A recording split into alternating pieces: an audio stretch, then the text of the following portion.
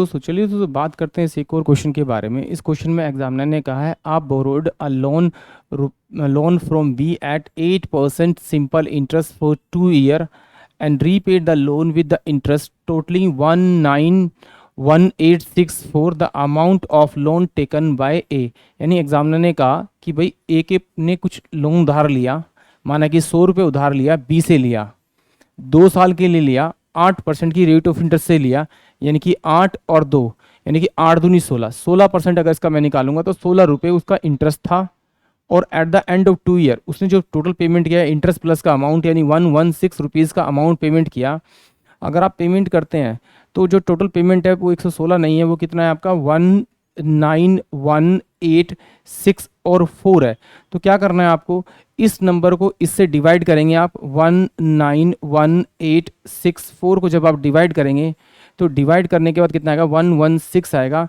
इसको क्या करेंगे आप, किससे मल्टीप्लाई करेंगे आप, 1 से मल्टीप्लाई करेंगे तो 116 से जब सॉल्व करेंगे तो ये 5 आएगा और ये आपके पास कितना आ जाएगा आपका, ये 7 आ जाएगा। 8 उठारेंगे तो 6 से जाएगा ये, तो 16 6 96 और ये आ जाएगा आपका 6। तो इसमें सॉल्व करेंगे तो आपका कितना आएगा आपका ये 2 और ये कितना आएगा 6। यहाँ से 6 उतारेंगे तो फिर आपका जाएगा 5, तो 16 पंजे 80 और ये हो जाएगा आपका 5।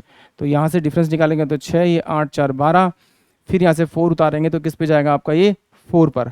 यानी कि इससे अगर मैं इससे इस वाले से मैं अगर इसको डिवाइड करूँगा तो मेरे पास कितना आ रहा है 1654 आ रहा है। तो डेफिनेटली मैं इससे मल्टीप्लाई करूँगा 1654 से मल्टीप्लाई करूँगा तो 1654 और ये 00 मेरे पास क्या आ जाएगा, प्रिंसिपल अमाउंट आ जाएगा, यानी कि ऑप्शन डी आ जाएगा। बट कभी कभी क्या होता है कैलकुलेशन टफ होती है, बट अगर आप अपना माइंड यूज़ करेंगे तो आपको उस क्वेश्चन का ना आंसर ओरली मिल जाएगा। जैसे कि यहाँ पर देखिए मैंने यहाँ माना था कि 100 रुपये था तो 16% इंटरेस्ट के हिसाब से 16 हुआ है। जब इन दोनों को मैंने डिवाइड किया या मैं डिवाइड करूँगा तो मुझे पता है या तो मेरे पास में एक जीरो आ जाएगी या 2 जीरो आ जाएगी मल्टीप्लाई करने पर, इसको मल्टीप्लाई करने पर। या फिर ऐसा हो सकता है कि भाई जीरो ना आए, तो जीरो ना आए तो बट ये तो मुझे पता है कि फिक्स 2 जीरो तो आनी है उसमें। जब लास्ट में 2 जीरो आनी है तो मैं क्या करूँगा, देखूंगा कि ऑप्शन में क्या 2 जीरो है, इसमें तो 1 जीरो है, ये हो ही नहीं सकता, इसमें 1 जीरो हो ही नहीं सकता, इसमें जीरो है ही नहीं। तो ऑप्शन जो क्या होगा वो डी आपका करेक्ट होगा। यानी कि कभी कभी क्या करेंगे, अगर आप थोड़ा सा दिमाग लगाएंगे तो आपको क्वेश्चन सॉल्व करने की जरूरत नहीं पड़ेगी, आपको आपका आंसर मिल जाएगा ऑप्शन में। आई होप आप सभी को क्वेश्चन समझ में आया होगा।